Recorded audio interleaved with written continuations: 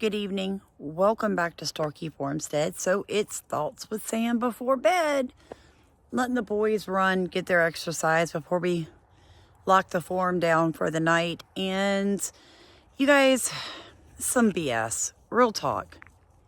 Okay, so anytime your government will fund illegals over legal citizens who pay taxes, which in turn then the government spends,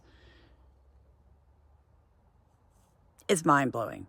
Okay, so how does a constitutional republic work? It works like this. We all have the right to vote. What we do is we vote for representatives.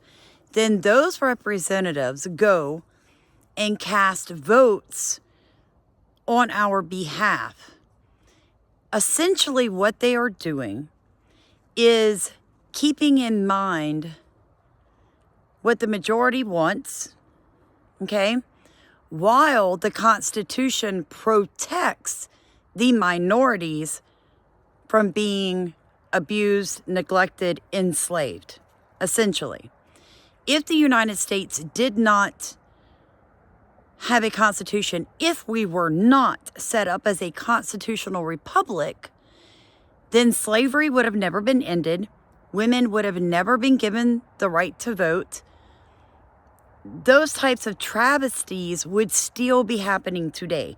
There is the difference between a constitutional republic and a democracy. Now, a democracy, again, allows all their citizens to vote. The difference is, in a democracy, your vote counts as the decision. You are not leaving it up necessarily to a representative to vote on your behalf, okay? It's very similar, but it is distinct in its differences because majority rules always in a democracy. Minorities have almost no vote, no voice, and rarely see things change the way you want them to. Now that I've said that, let's understand something. There are some representatives from certain states of a particular voting style that are putting forth bills such as the parliamentary militia bill that I did a video on, stopping, United States citizens from their constitutional right to be a militia. Now, the cool thing about America is this. We have so many militias that about, and I'd have to look it up, you can correct me if I'm wrong, 80 years ago, the federal government went, ooh, wait a second. We have a military, but dang, these people like to train like they're the military, so let's co-op it. Let's co-opt their militias, and each state will hire them, train them, and they will be National Guard. Hence, the creation of the National Guard. Cool, right? Kinda, but not so much. They knew they would never be able to stop homegrown militia groups back then. You fast forward it to today, they know they have a darn tootin' chance to get our militias stopped. The reason why is they're going to claim, why do we need them? We have military, we have police, we have National Guard. Why do we need individuals training? And if you watch that video I did, 3 people is all it takes doing target practice or survival skill practice, and they can claim you are a militia. Anytime a government is so afraid of its people that it refuses you the right to bear arms, it refuses you the right to repel an invasion. Let me repeat that. Your government is refusing you the right to repel an invasion. Governor Abbott called what is happening at our southern border a what? Let me hear you all say it together. An invasion. We are currently being silently invaded by literally every other country in the stinking world. Now, come on, y'all. Real talk. Who the hell told them they could come? Biden's open border. There are NGOs in Venezuela going door to door. If you don't know what an NGO is, that is a non-governmental organization, also known as sometimes a non-profit.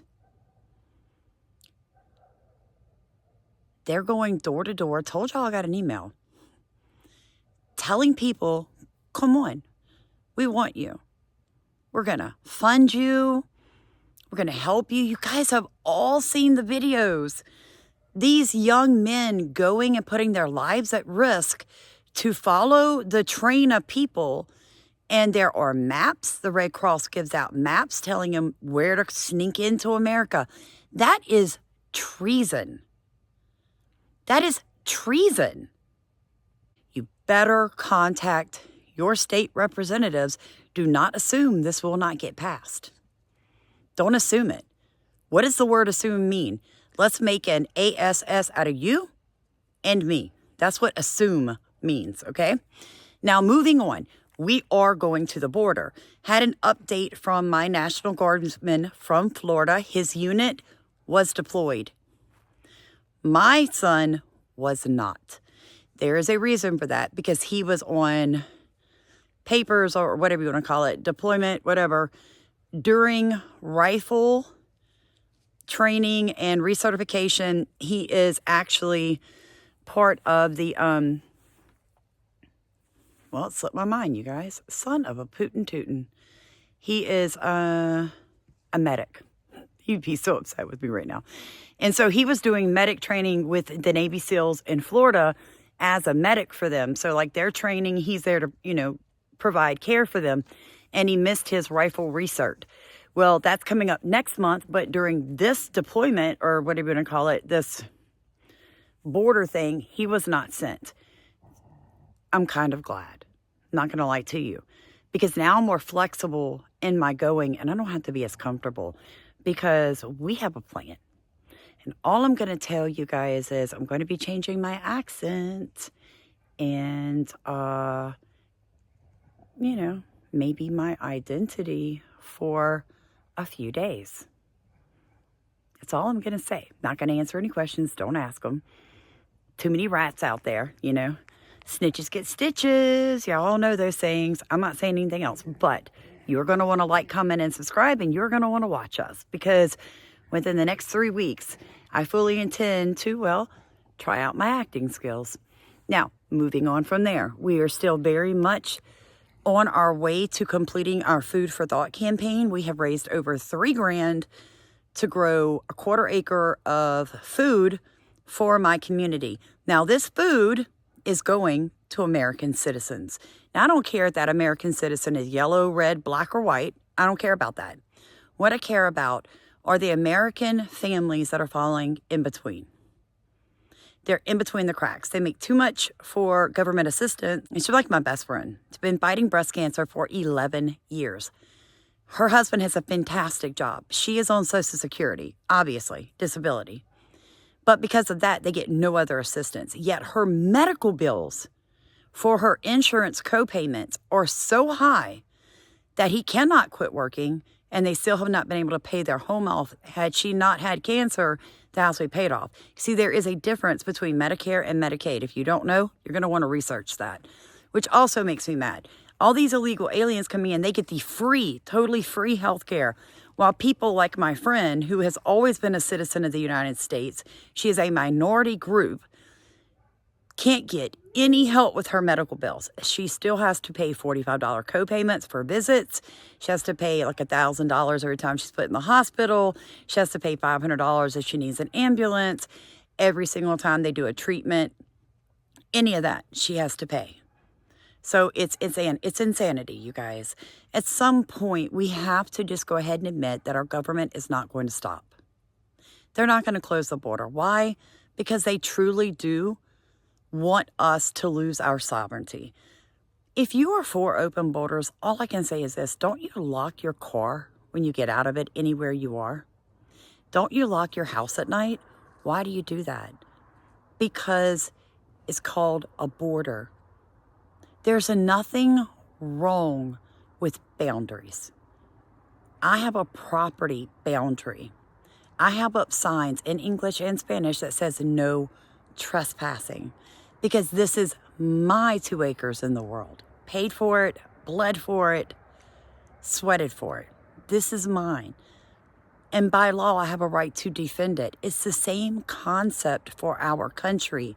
You cannot bring in the dredges of society and think this is going to work well, okay? Because they're not sending you their doctors and attorneys, school teachers, preachers, firemen, and police officers. Those people have jobs. Those people have established roots in their countries. They're sending you single mamas, baby mamas, gang members, the demented, the drug addicted, the mentally ill. That's what they're sending us.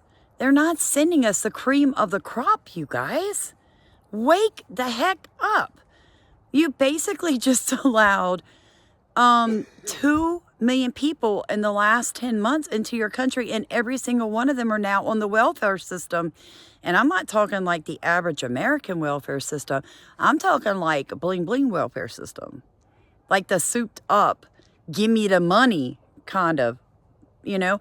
And if you watch any of these people when they really do talk to these migrants, I'm sorry, let me correct myself. These illegal aliens, all they do is complain. I thought America was supposed to house us. Oh my God, I had to sleep on the street.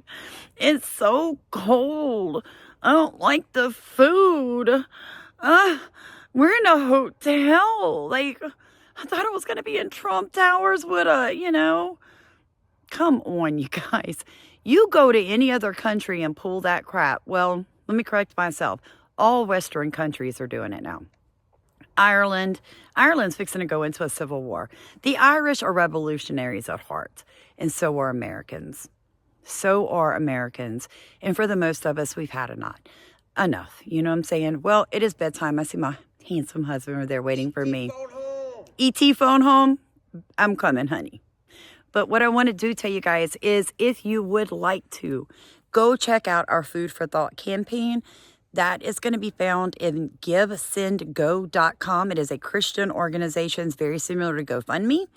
You can read up on what we're doing. And if you feel like sending $1, $10, $100, or $1,000, we would appreciate it. We want to grow organic, sustainable, local food, pass it out to American people in my community. You know, where I live, you guys, we're below poverty, like 28% of the people here.